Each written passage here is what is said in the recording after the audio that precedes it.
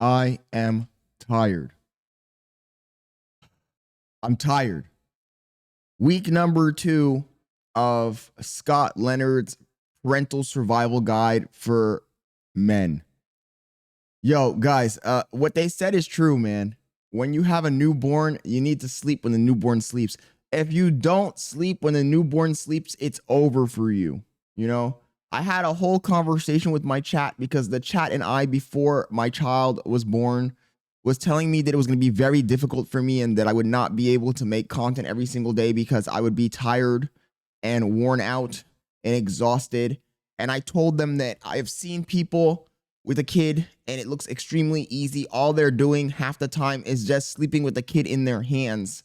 So I said to myself, it's going to be easy to do. My sister a few months ago had a kid. I observed her extensively and all I saw her do was watch TV with the baby in her arms. And I said it would be easy. I was wrong. Guys. Got him! Got him! I was wrong. I was wrong. I will tell you right now that for the most part, the tasks that you need to perform when you have a kid are easy tasks, very remedial. Oh, put some liquid in a bottle. Oh, sit down and hold it. Oh, do this, do that. Very easy tasks. The problem is that when you're doing these tasks, you will be sleep deprived. And this video only goes for the guys who's, you know, if you're black, you might as well not watch this video because you're probably not going to stick around. Just, I kid, Chad. I kid. No, but on a serious note, you need to sleep. You know, when your child goes to sleep, you need to sleep. The problem is that when your child goes to sleep, there's a threshold of when you can put them down in the bassinet, right? The first 20 minutes of their sleep doesn't count. If you try to sneak in there and put them down in the bassinet when they first fall asleep within the first 20 minutes, you're going to get fucked. You're going to get fucked. You got to wait at least 35 to 40 minutes. And the problem is that they only sleep for an hour to 2 hours. So if you waited for 40 minutes to put them down, you're literally only going to get 20 minutes of sleep. You're going to get 20 minutes of sleep and then you're going to be rudely awakened. The moment you start to get into a deep slumber, the moment the first dream starts to begin, you start to see the, what is it when you go to the movie theater and they start to show you all the trailers? Once the trailers start to play in your head before you get into a deep sleep, you're going to get woken up. You're going to get woken up. Believe me, I'm telling you from experience. Last night, I went to bed at 4 in the morning. This has happened 3 days in a row. I'm not joking. So before you have a child, please think about the ramifications of your actions. Option number 2, the child. I don't understand how the bowel system of an infant works. I really don't. So far, I'm lucky enough to say that I have not had to change any diapers. So far, my girlfriend has taken care of that portion of the assignment. But I still don't understand how the bowel movements work. She says, oh, we got to wipe her off because if we don't wipe her off, she's going to get a rash. But I don't understand how that's possible because as soon as you wipe her off and change her diaper, 10 seconds later, she's already using the bathroom again. So I feel like the pamper is perpetually filled with shit or piss. I don't understand how you avoid your child getting a rash by wiping them down if they're going to take a shit as soon as you finish wiping them down. Somebody please explain this to me. The science is not sciencing. The science is not sciencing. I'm not even joking here. Because I see her wipe her down, right? She says, "Oh, she took a shit in her pamper. We need to change it." She takes the pamper off. She wipes her down, and as soon as she finishes wiping her down and puts on a new pamper, she takes another shit immediately. So I don't understand what the purpose of wiping her down was. She's still sitting in her own feces. Somebody explain the science to me because I don't understand how you avoid the rash, which I feel like is probably inevitable. I'm assuming in week 3 of this survival guide, I'm going to be telling you guys about how to deal with the rash because I don't see how you avoid it. I really don't. I actually don't see how you avoid it. The other thing is having a baby is like having a smoke detector that's beeping. You have to be really, really negligent to sleep through a baby crying. I think that their cries are specifically designed to wake you up. And now that I watch these YouTube channels where they have people that were bad parents, I don't understand how they did it. I don't understand how they did it. It's almost impossible to be a bad parent. It literally is. Because how do you sleep through a baby crying? It's impossible. I can't do it. Heck, I'm being tortured. I haven't had even when I had the opportunity to go to sleep early, I have not had a good night's sleep because I'm the kind of guy who has to sleep in complete darkness. The room has to be black. And having a newborn infant, the room cannot be dark. So we have a night light on, and half the time we have the actual lights on. So just be prepared for that. If you're a guy who needs to sleep in complete darkness, you're cooked.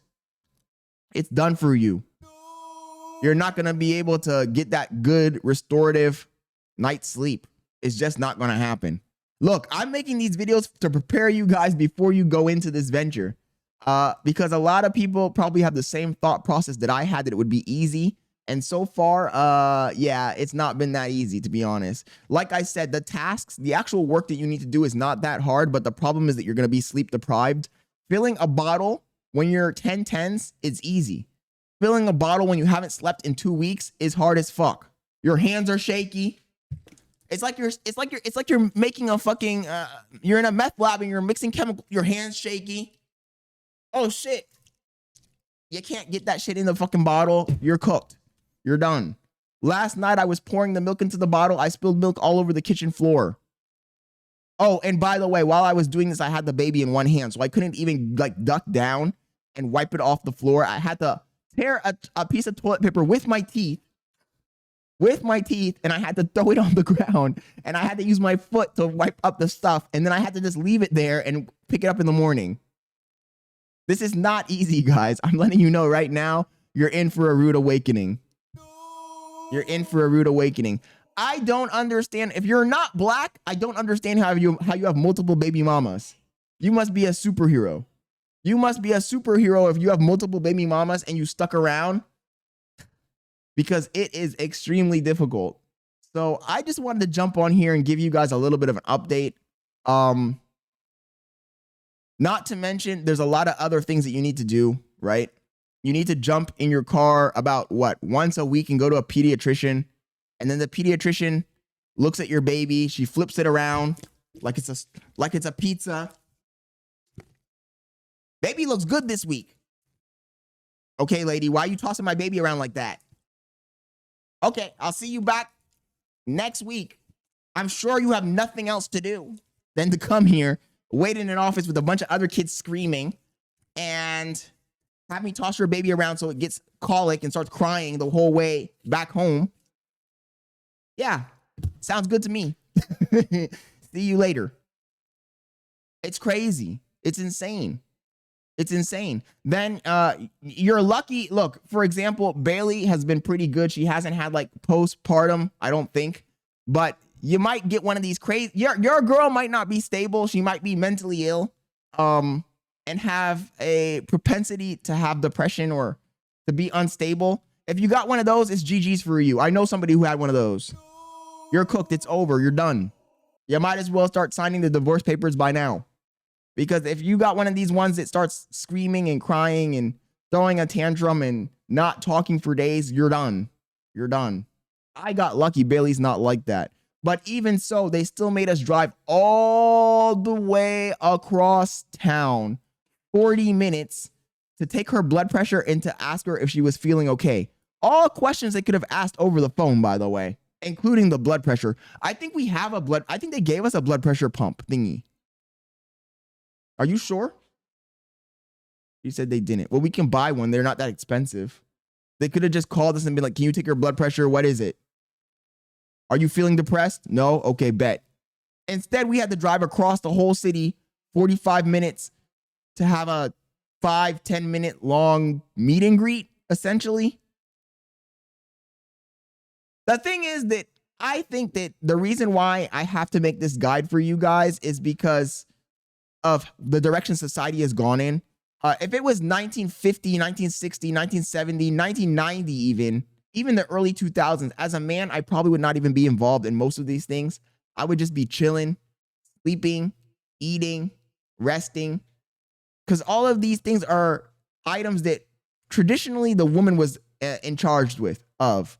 The woman was in charge of. This is why nowadays when I hear these women on these podcasts talking about, oh, what, the childbearing, it's like, what are you talking about? Like, that's not even like the olden days where you're doing all the work and the man is just like, hey, honey, I'm home. Where's my dinner?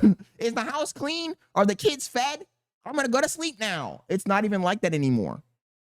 It's not even like that anymore. So I don't want to hear that fucking excuse from females talking about, oh my God, the childbearing, child raising, that's the biggest accomplishment a woman can have.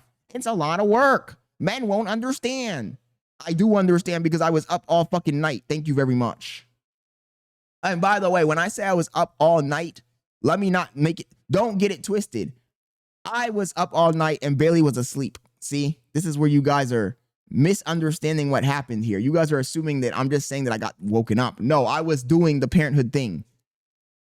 It's 2025, so don't come to me talking about, oh my God, we're doing all this stuff. Women empowerment. Like, no. And I hate to make this video political, but it's the truth. It's the truth. So week 2 is over. We're about to begin week 3 tomorrow. I hope that you stay tuned for this series.